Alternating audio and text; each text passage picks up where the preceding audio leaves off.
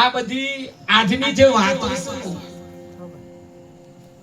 મજાક કરતા કરતા આગળ જવું છે. તમારો ટાઈમ 1 મિનિટનો બગાડીશ નહીં, કારણ કે મારી જોડે ટાઈમ નહીં.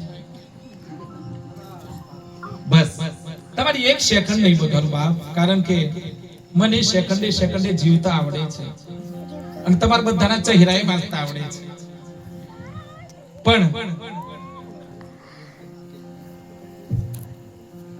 શ્રી ગુરુ ચરણ સરોજ રજ નિજ મન મુકુર સુધારી બરનૌ રઘુબીર બિમલ જસુ જો દાયકો ફલચારી बुद्धिहीन तनु जानिके सुमिरो पवन कुमार बल बुद्धि विद्या देहु मोहि हरहु कलेश विकार. પહેલી જ 4 પંક્તિઓ કહી દે છે તમને બધું. શ્રી ગુરુ ચરણ સરોજ રજ નિજ મન મુકુર સુધારી બરનૌ રઘુબીર બિમલ જસુ જો દાય કો ફલચારી बुद्धिहीन तनु जानिके सुमिरो पवन कुमार. हनुमानजी बापा ની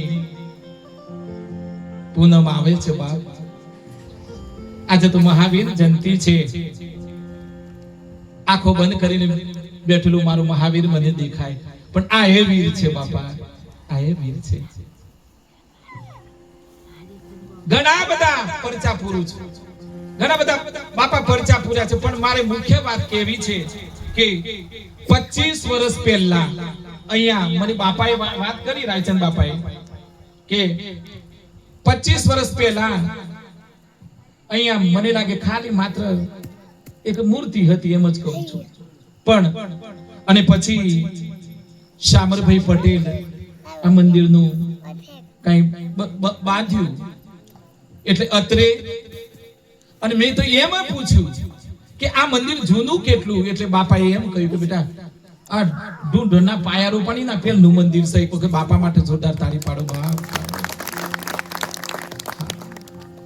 અને એટલે શામરભાઈને પણ આપણે વંદન કરીએ છીએ. હવે એ સુખ નથી એ તો મને ખબર નથી બાપ, પણ શામરભાઈના માટે પણ એ બાપા માટે તાળી પાડો. અને હું બાપાની પ્રાર્થના કરું છું, બાપા સોમરભાઈ તમારું આખું કવર કરી નાખ્યું, તમારું ઘર બનાવ્યું, એ સોમરભાઈના પરિવારને પણ બાપા એ પરિવાર ઉપર પણ દયા રાખજો બાપ, રાખજો. તમે વિચાર કરો 25 વર્ષ પછી બાપાનું આ તમે જુઓ, 25 વર્ષ પછી હું યાદ કરું છું, તો તમે અહીંયા બેઠા છો તો આપણને બધા યાદ નહીં કરી 100% કરશે.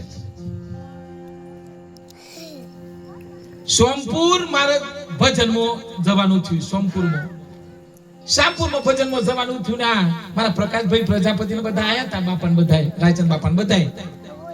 એટલે સત્સંગમાં ક્યાંક મળી ગયા છું, ક્યાંક વળી વાયર જોઈન્ટ થઈ, વાયર જોઈન્ટ એમ થઈ ગયું કે બાપજી બોલાવીએ, એટલે મારો તો ફોન આવ્યો, હું તો ઢૂંઢર જોયું નહીં. આ પેલા તો ઘર જેવું પાયો બધું, એટલે મેં કીધું કે આવીશ, અને ફોન આવ્યો પ્રકાશભાઈ નો કે બાપજી આવશો. મેં કીધું આવે.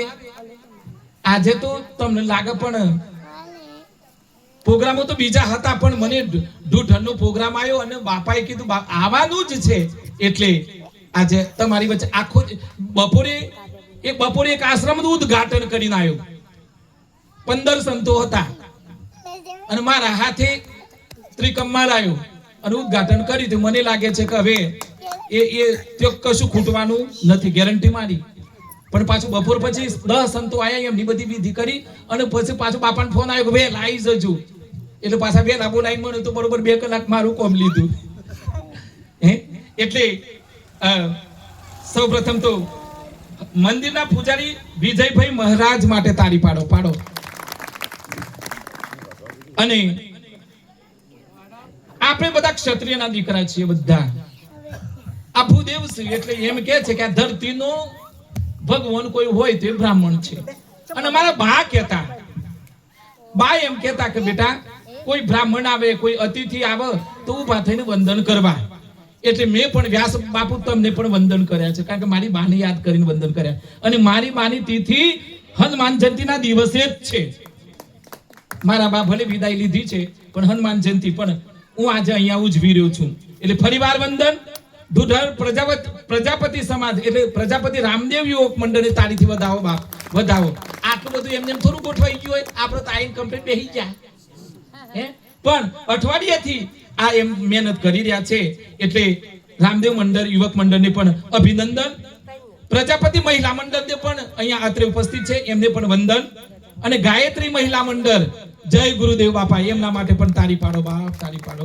અને સમસ્ત ઢુઢરના ગ્રામજનોને હવે હું તો મારે તો દેશી ભાષામાં એટલું જ કહું કે ઢુઢરના જેટલા વડીલો બેઠા છો અને જેટલા વડીલ માતાઓ બેઠા છે એ બધાના ચરણોમાં હું કોટી કોટી વંદન કરું છું, કોટી કોટી વંદન કરું છું.